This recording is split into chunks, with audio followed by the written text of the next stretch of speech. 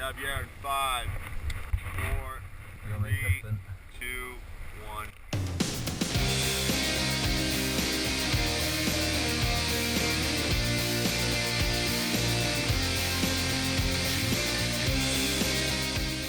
We've been realizing in the last few years that where we're concentrating on shooting action, that like all the very interesting parts of like a whole season, like all these moments where we'd be scoping lines, where we'd be in fear, in doubt or whatever, like all these moments were never shown, and we're gonna be trying to show what it really takes to film and to live a full season trying to shoot this big video part for standard films.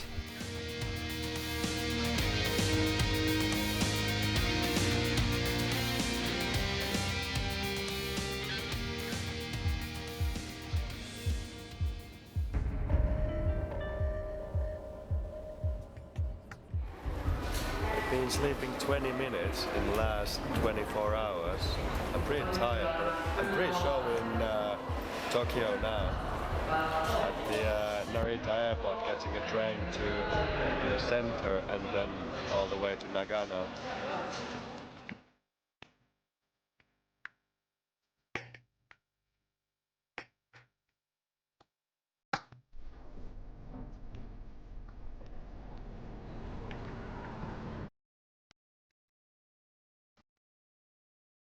There's some destinations where you know how it works and you know that eventually if you take enough time it's gonna work out. A trip like here is a bit more like a discovery trip, so we know we could get some good stuff, but it's not guaranteed. We're trying to picture a different perspective of Japan, meaning bigger lines and stuff like that. It was sunny maybe 10 minutes ago. Just when we arrived, clouds came in and we're waiting for the next hole. It seems that we're gonna have to be very, very patient for the next 2 weeks. We've been here for 15 minutes. We keep getting tiny clear patches, but not good enough. Oop, there might be a patch coming. False alarm. It's even more foggy now. The first 2 days here have been difficult. I arrived at the top of these runs with these convex rolls, and I don't really have any big riding in my pocket so far, and I'm really, really scared, and it takes a lot of the pleasure away. It's horrible. Like sometimes it makes me hate snowboarding. It makes me want to stop. Like seriously, sometimes I'm like, this is too much. Like, why am I doing that? And yeah. But yeah, then you get this one action, and one good action, the first thing you want to do is go back up.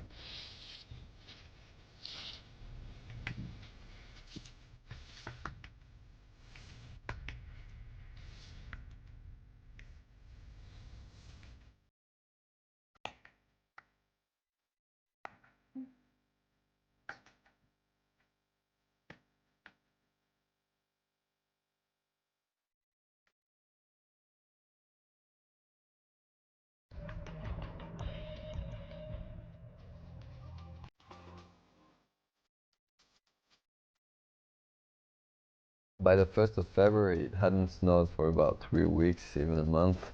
And I had seen a couple of interesting lines, but I wanted it to be stable to go and hit them. Lucas' right couloir looks way better, or it doesn't matter at all? Lucas' right core looks nicer, but if you feel the other one's better, do that one. We found this really cool couloir that ends up kind of like a pretty long 50, 60 meter ice fall. So the plan is Xavier coming in, making a few turns in a couloir, and then just points down the whole ice fall. We might walk out with the excellent shots. It's been really helpful to climb the run. I wanted to check the conditions, the line, everything. That thing was probably around 50 degrees. The only way to ride it was to ride the top of the line, and then either you do rappel or you straighten that down.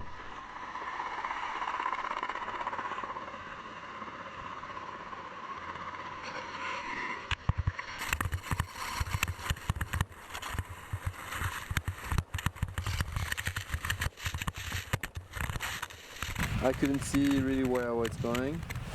So I basically had no choice just to go down, and in the cloud I touched a rock and I started flipping. I think the pilot might think I'm really stupid, but he smiled at the end, so maybe it's alright. I was thinking, okay, this is it. He doesn't want to do it again. But he came to me and quit, and we definitely have to go back to the ice. I'm a bit sleepy today, but I guess I'll wake up pretty quick. Hopefully. If not, maybe a good tumble will make me wake up. Seems easy on paper, and I know I can do it. But yeah, it's a bit scary. Yeah, I think there's this one moment that's the most intense, you know, when you get to the top of the line, open the door of the heli, you gotta step out on this super sharp reed, and you're waiting to see that vision, you know, of the top of the line, to see, you know, like have that first look of what it could be looking from up there, and that's pretty much terrifying all the time.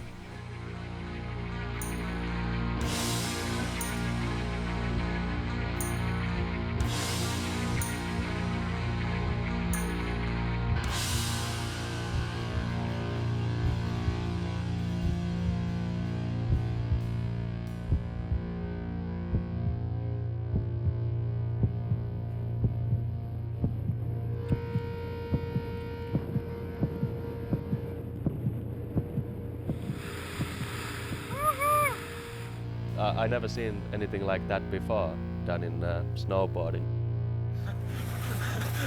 I didn't explode, I'm happy, yeah. I think I look at the mountains in a really different way now, and I think it's definitely opened some new doors for me.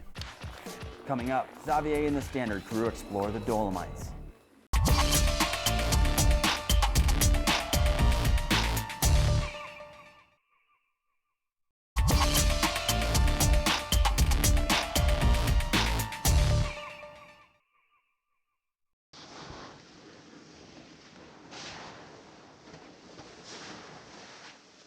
One of my mottos and one of the reasons why I'm still freeriding is that, you know, I ride with that fact in my head. Every time I'm at the top of a line, I'm like, okay, this could break, so I'm just charging down, and just like, even if it doesn't make sense, you know, people see me going straight lining all the time, and they're like, oh yeah, you go so fast, but it's just because I'm freaking scared. Like, you live with the fear, and it takes a lot of the fun away, and yeah, doesn't make you always understand why you do it, but I always end up finding that it's worth it.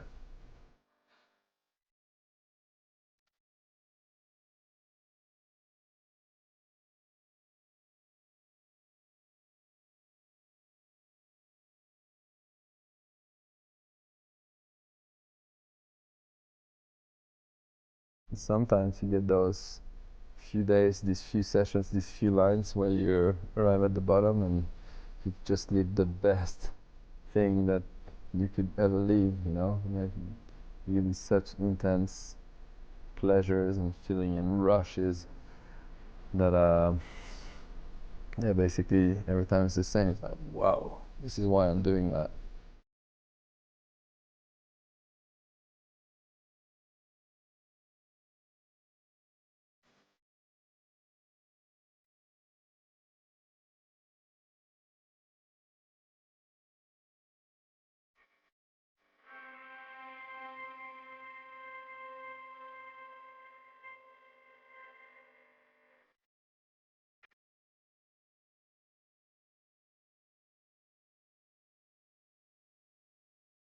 Right now everything is really bad, snow-wise, everywhere, and there's been this cool one that I saw, and then I thought of eating, and like, I'm thinking this could be a good option because it's a really sheltered and isolated couloir, so it might not have been hit by the wind.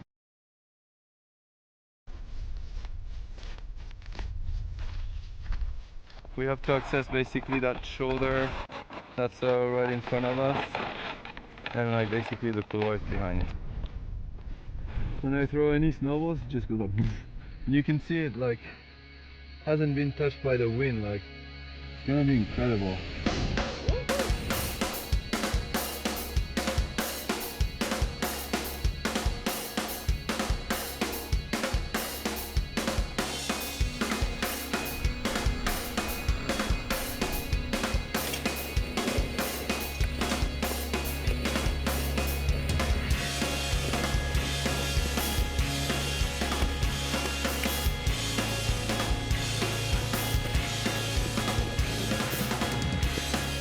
Yeah, the whole thing was slough management. And the second part, just doing 2 turns, it was enough to be just after, like almost taken down by the slough. So it's really a serious issue in this one.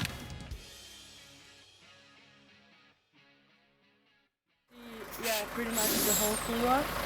Now it's here, you see better at the beginning because it's more facing that way. Good, huh? Yeah. 1, 2, and there's the third one behind. But they're too wide, this one. Yeah. Yeah, and the Valençon really makes sense. It doesn't look steep. It is. Yeah, it's really cool to see all these big rocks full of snow. It's really good energy this morning. Well, we're at the top of the chairlift, and it's pretty amazing. Like, we walked pretty much 10 meters. We're at the top of this 3,500 foot couloir. Straight down, like all the way down to the valley. Just coming here, there's no one. There's couloirs all over the place. I'm gonna come and move here, I think. Yeah, like you don't get that around Verbier or Chamonix. Like over there, it's a battle, and it's amazing to discover here, like the potential.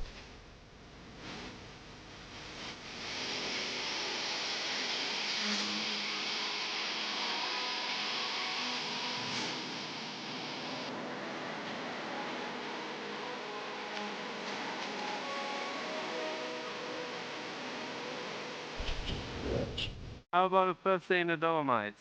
Bluebird. Look at these couloirs over there. Like snow is like super deep and stable. That's a perfect day, and now we're actually rushing because we're gonna go for another one.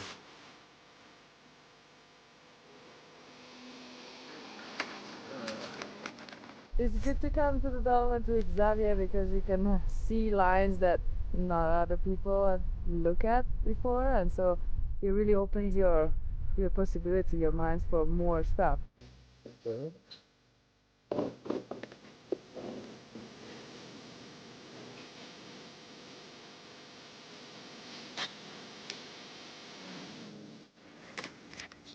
Just waiting for the call from Xavier and Julia. We're going to go and shoot the Valençon.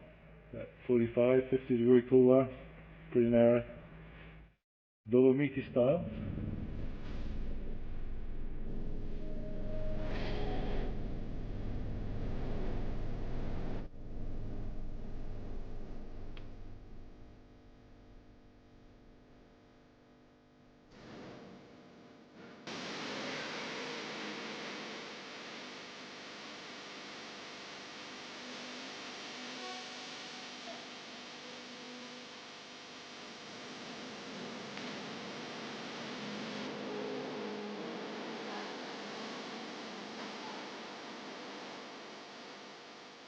Non andiamo più nelle cannelloni.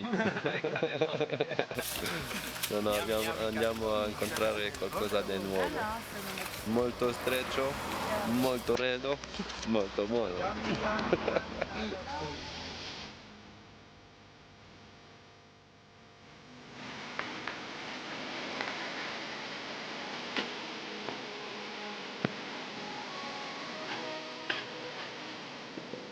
A bit more icy here.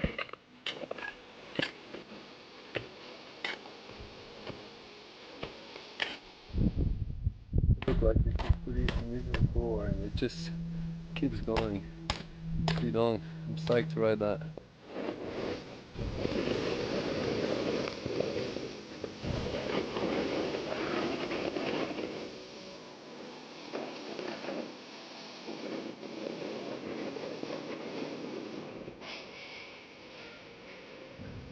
It's really cool here.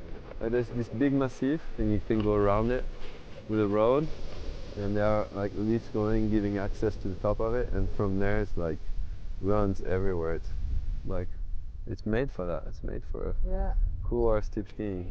Woo. Well, yeah, that's a good one in the Dolomiti for sure. Up next, Xavier in the standard cruise session, Alaska.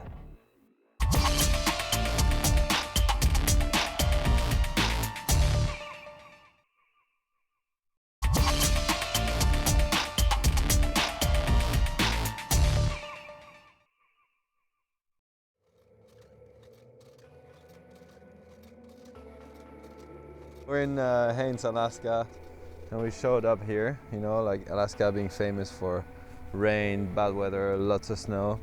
And from day one, it's been on. Like we haven't even had the time to rest, to check around town or anything, because it's been on, and epic.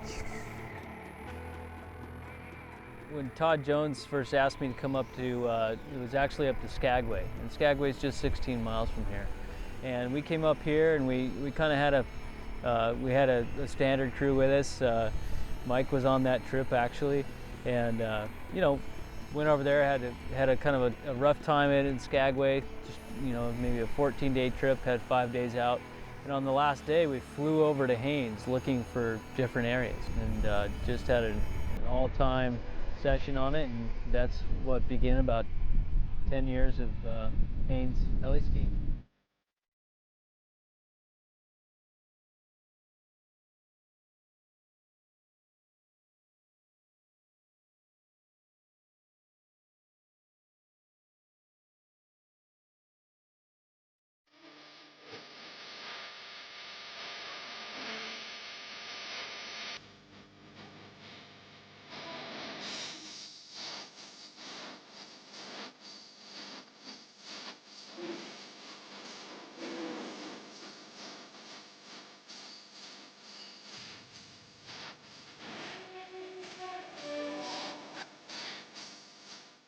When I was a kid, I was looking at Xavier, and he's always been the guy who's leading the way. It's pretty much a dream come true. Like after what he achieved in last years in snowboarding and in free riding, it was just amazing to have him as a guide here.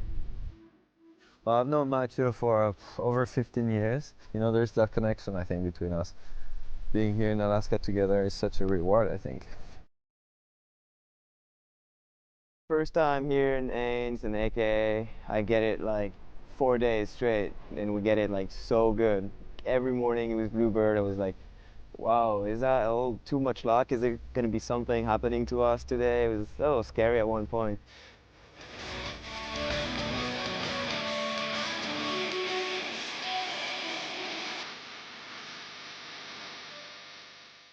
You know, all of Alaska gets a lot of weather, but Haines tends to be one of those places that, you know, gets weather last as the front comes in, and it breaks first when the weather is, you know, coming off again.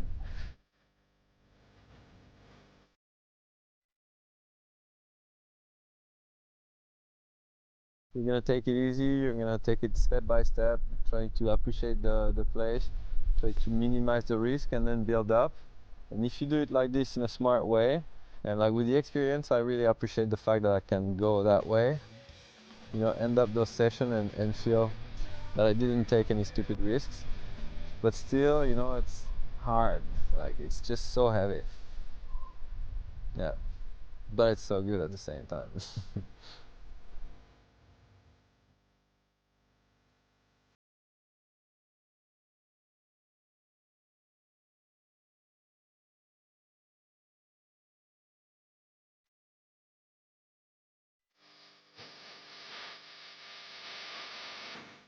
When I wake up in the morning, when the alarm rings and I know like the weather is supposed to be good, there's always a part of me that wants it to be bright blue and another part of me that wants it to be gray and snowy or windy or whatever.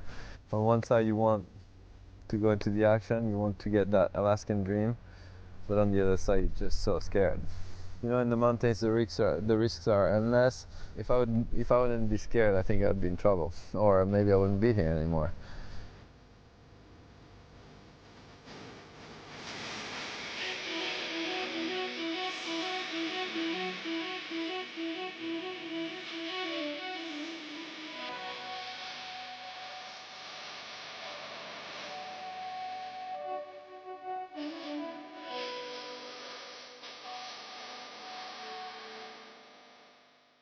For sure, like some of the biggest terrain I've ever been riding.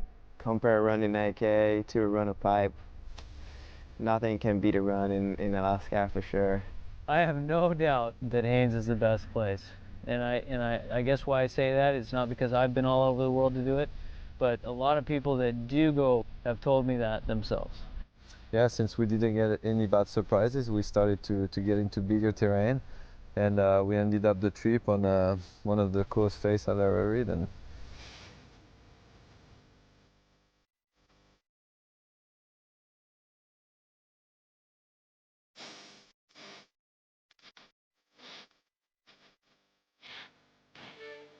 In a few days you can basically get your part done, and it seems that it's at this moment that you get to do your best things because you're relaxed. You know, you don't have that pressure anymore.